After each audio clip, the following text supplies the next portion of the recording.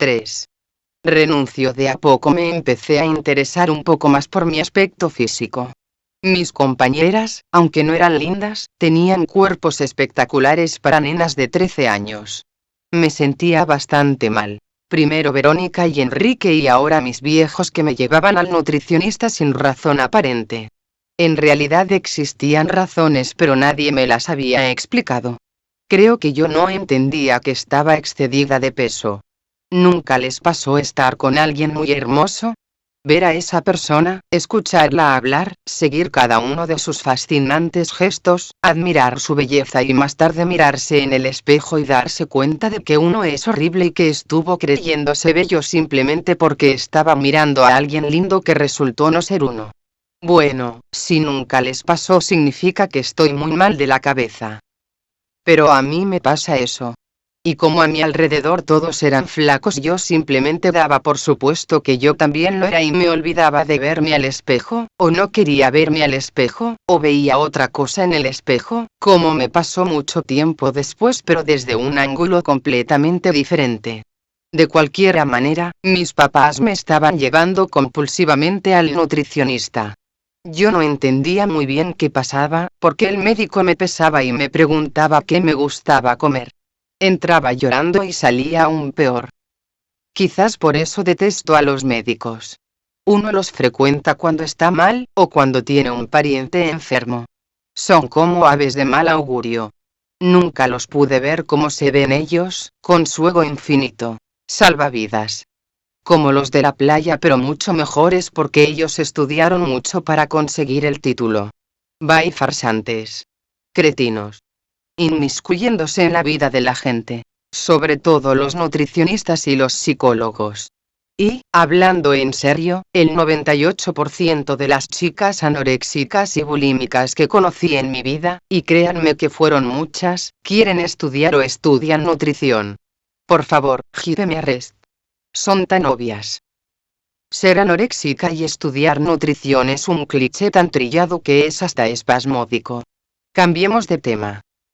Que me llevarán al nutricionista era una puñalada en el dedo chiquito del pie, pero quizás me ayudó a ver la realidad que mi materia gris negaba a muerte. Si eran feos los peinados que me hacía mi mamá y si era gorda. Pero de eso me di cuenta un verano no muy placentero. Supongo yo que mis problemas alimenticios siempre tuvieron mucho que ver con lo que estaba pasando en mi cabeza. Es decir, yo no tenía problemas de depresión porque era anoréxica, sino que era anoréxica a raíz de que tenía problemas de depresión. Porque, seamos sinceros, una persona feliz no deja de comer durante X cantidad de días. Una persona feliz y despreocupada, una persona normal, si es que existe aquello, no cuenta cada caloría. Simplemente come. Y en última instancia, si engorda hace dieta normal y tema acabado. Como ya se habrán enterado, normal no es una palabra que pegue mucho conmigo. Interferencia. Como cuando quieres ver una película en televisión satelital y está lloviendo. Detectando antena, por favor espere. Eso me decía mi cerebro cuando yo intentaba ser normal. No puedo, imposible. Y esperé demasiado tiempo. Fingí demasiado tiempo, hasta que exploté. Pero como digo yo, es temprano aún para eso. Hablaba del viaje que inició todo. O que fue el primer indicio de que algo me estaba pasando y que no se iba a solucionar tan fácilmente. Cambiándome de colegio quizás podría encontrar amigas, pero no podía cambiarme de vida. Eso era más complicado y hasta imposible. Ya les contaré acerca de eso. Corría el verano de 1998 y mis padres decidieron que nuestras vacaciones serían en Punta del Este, Uruguay. Supongo que es por causa de esas vacaciones que detesto Uruguay. Siempre odié la playa. Presumo que porque para las gordas es muy incómodo estar cerca del mar, rodeadas de personas flacas, bronceadas y demás adjetivos que nunca se usan aplicados a nosotros los gordos. Pero eso se había sumado mi problema de celos. Mis padres decidieron que además de nuestra familia, papá, mamá, hermana, hermano y yo, fuese también una de mis primas. Débora. tiene mi misma edad y nos llevábamos bastante bien. El tema era que yo nunca entendí qué tenía que hacer mi prima ahí de vacaciones con nosotros. Es decir, si ella tenía su propia familia, ¿por qué veraneaba con la mía? Cosas de chicos, supongo. Si hablamos en serio, tengo que decir que todavía me asustan dos cosas más que nada en el mundo, es decir, de las cosas que se me ocurren ahora. Y esas dos cosas son el abandono y el reemplazo. Los dos por igual. En realidad son casi lo mismo. Toda la vida me sentí reemplazada y lo cierto es que no sé luchar cuando me están desplazando. Cuando llega a mi familia, a mi grupo de amigas o a mi vida un par, simplemente opto por retirarme, siento que no puedo ser competencia de nadie. El tema acá sería preguntarse por qué me siento amenazada cuando estoy entre pares, entender por qué tengo esa necesidad de competencia que para mí antes de comenzar ya es desleal. Así que llegamos a Uruguay con mi prima y demás integrantes de mi familia. Mi cara de disgusto es poco disimulable y mis ganas de cambiarla eran pocas, así que simplemente me quedé como estaba, pero no por mucho tiempo. Llegó la hora de ir a la playa. Mientras todos preparaban sus bolsos con los trajes de baño, toallas, bronceadores y otras hierbas, yo me quedé pintando en el living como si no me hubiera percatado del movimiento familiar. Cuando llegó la hora de subirse al auto e irse a la playa, yo sencillamente dije que me iba a quedar. En realidad lo importante y anecdótico es que uno a los 13 años piensa que es adulto y puede manejar situaciones y personas a gusto. Y es así, en muchos de los casos. Yo sabía cómo llamar la atención en mi casa y cómo demostrar mi disgusto sin ser ruda. Así que esa noche, después de la playa y después de que compraran comida y la sirvieran en la mesa, me decidí a no probar bocado. Dije que me dolía mucho la panza o algo por el estilo y me quedé mirando complácidamente cómo todos engullían comida mientras a mí se me escapaba una sonrisita por el costado izquierdo de mis labios. Al mediodía siguiente nos sentamos a la mesa nuevamente para comer antes de ir a la playa. Pero antes mi mamá trajo 4 bolsas y nos dijo alegremente: vinieron los Reyes Magos. Era 6 de enero y mi mamá nos compró el mismo regalo a mi prima y a mí. Eran unos pijamas, el de Débora era rosa y el mío celeste. Me molestó un poco que no haya diferencias. Es decir, el día que me case no le voy a regalar lo mismo a mi hija que a la sobrina de mi marido. No dije nada, pero odié ese pijama y no estoy segura de haberlo usado alguna vez. Nos sentamos a la mesa y aunque estaba sufriendo el hambre de no haber cenado, no podía darme el lujo de complacer a mi familia, así que dije que tampoco iba a comer. Mis viejos se enojaron lo suficiente como para que yo me sirviera, con cara de asco, 4 arvejas y una hoja de lechuga. Está de más decir que seguí con ese comportamiento durante los 15 días de mi estadía en ese país. Hice que mis viejos sufrieran esas vacaciones, porque en realidad mi prima ni se había enterado. Y lo cierto es que yo no estaba enojada con mi prima, para nada. Odiaba a mis viejos por haberme hecho eso. ¿Haberme hecho qué? No sé. Pero de Uruguay volví lo suficientemente más delgada como para pensar que quizás detrás de toda esa capa de grasa y palidez existía una chica hermosa. Y de hecho, fue el momento de descubrirme. Sospecho que a los 13 años todas las chicas empiezan a modificarse en carácter y físicamente, pero lo mío fue como una transformación digna de un reality show. En Punta del Este mi cerebro se dio cuenta de que era mucho más fácil castigar al cuerpo. Así, después de días sin comer, días de caras oscuras, de padres enojadísimos, de primas y hermanos desentendidos, contraje alguna enfermedad de la cual nunca supe ni el por qué, ni el cuándo ni nada que se le asemeje. ¿Qué tuve? No sé. Sencillamente una mañana me desperté sintiéndome muy mal y con picazón en las piernas. Con el correr de las horas cambiaron de color. Mis piernas se estaban poniendo rosas, más tarde coloradas y al final del día parecían bañadas en sangre. Era un ardor incomodísimo y no paré de rascarme intentando aliviar el dolor. Empecé a sentirme mal, con dolor de cabeza, con calor y frío a la vez y un cuadro desagradable. Mi papá tenía un amigo médico en esa ciudad, así que fui a verlo. Carlitos, quien se convirtió en mi médico. Carlitos es pediatra y sin embargo aún hoy sigo acudiendo a él. ¿Será porque mis viejos quieren que sea una nena eternamente? ¿O porque es amigo de papá? Cosas que nunca pregunté. Interrogantes que aparecen de vez en cuando.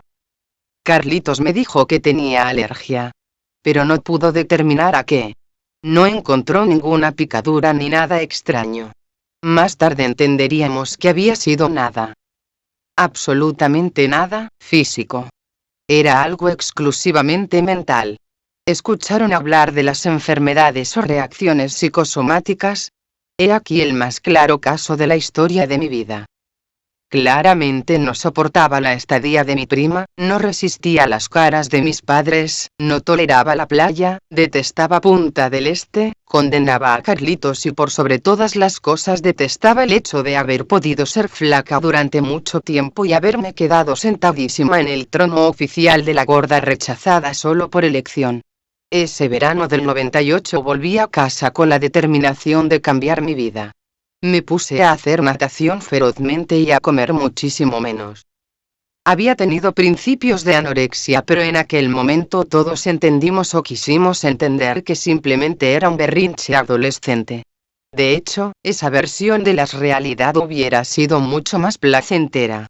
Cuando volví a mi ciudad, mis padres estaban lo suficientemente enojados conmigo como para ponerme en penitencia o algo por el estilo. Pero como amigas no tenía y el teléfono de mi casa no sonaba, no había nada que me pudieran quitar. El verano continuó y las aguas se calmaban. Pero no para mí, que tenía que volver al colegio. Aquel segundo colegio, el de guardapolvos y cartucheras. Me había dejado el pelo largo, morocho, lacio y gracias a la natación y al pequeño episodio del verano pesaba casi 9 kilos menos. Empecé a usar los jeans de mi mamá, cosa que jamás hubiera pensado antes. Su ropa me quedaba bien. Casi sin querer estaba compartiendo a los mismos talles con ella. Cuando volví al colegio, puede decirse que era otra persona. Las personas que antes no sabían que yo existía ahora me miraban, se daban cuenta de mi existencia. Ya dar por enterada a la gente de que respirase es un logro. No solamente me sentía viva, también me empecé a ver linda. Así, empecé a disfrutar de los beneficios de ser agraciada. Me pedían mi teléfono las mujeres y me miraban los hombres. Así, empecé a recibir llamadas de compañeras del colegio y a juntarme con el grupo más popular. Yo estaba con el grupo. Es decir, no dentro del grupo, pero al menos asistía a sus reuniones. Dejé de lado a mis amigas las fracasadas del colegio y me sumergí en la superficialidad de la adolescente de colegio privado. Compraba jeans carísimos y empecé a vestirme para que me miren, no más para esconderme. Para mis adentros pensaba, si me vieran mis compañeros del primer colegio se asombrarían. ¿Cómo cambia la gente? ¿No, Enrique? Mi papá me compró una computadora pero no teníamos internet. Empecé a utilizar el Word para escribir mis cosas al mejor estilo diario íntimo. Mi primera PC fue una IBM con menos capacidad que el iPod que tengo en este momento en las orejas. Pero servía, aunque fuera solo para aprender lo que era un teclado, sobre todo porque Rocío ya había terminado su curso de mecanografía. 2 años después ya era una superficial más. Me juntaba todas las tardes en la misma esquina con mis compañeras del colegio para que nos miren, para ser admiradas. Por fin estaba saboreando un poco de victoria. Y era dulce, casi sin calorías. Perfecta. Es sabido que cuando uno siente que las cosas no pueden ser mejor o que por lo menos está viviendo un estúpido y frágil equilibrio vital, las mismas tienden a desmoronarse casi instantáneamente. Es así, una regla vital, una estúpida consecuencia de la conciencia. Porque quizás uno al pensarlo se está llenando de miedo la vida y se está abriendo al mismo tiempo a las malas vibras. Tengo la alucinación de que cuando uno es ignorante de su propia felicidad puede conservarla mucho más tiempo y en mejor estado. Yo era más que consciente de mi estado de belleza, o al menos creía que estaba fortísima como un rinoceronte asiático. Me tropezaba con las personas y hacía que me pidieran perdón. Era toda una ficción de bajo presupuesto, porque en realidad Mi meta era no ser la gorda perdedora que se transformó en una belleza pura y encantadora. No. Nunca jamás. Además, nunca creí que mi estado era éxito de mi propio esfuerzo. No. Fue un capricho y dio resultados positivos, lo cual me deja ganancia superflua al escurridiza. No lo gané con esfuerzo. No servía de mucho, necesitaba exprimirme y beberme el lucro instantáneamente. Embriagarme de belleza. Pero como dije, regodearme en mi estúpida y fácilmente conseguida felicidad no me trajo más que malas noticias. Apareció mamá un día y me dijo que habían abierto un colegio nuevo cerca de casa. En Ougal Ready. ¿No saben los padres que los cambios bruscos o reiterados en cualquier orden de la vida a esa edad pueden provocar daño cerebral permanente? O algo parecido. Pero, de todas maneras, era una locura cambiarme de nuevo de colegio. Nunca hubo un peor momento para pensar en eso. Es decir, tenía amigas, tenía súbditos, tenía buenas notas en el colegio, hacía todos los deportes y Rocío no era más que un palito sin femineidad. Es decir, había ganado. No podían hacerme eso. No solamente podían, sino que lo hicieron. Se inauguró un colegio bilingüe y muy exclusivo cerca de donde vivía yo en ese momento, así que no podía dejar de ir. Yo por un lado quería pertenecer a la CRM, pero odiaba tener que rearmar un grupo del cual ser líder. Porque eso era lo único que sabía hacer. Dar órdenes y amontonar súbditos.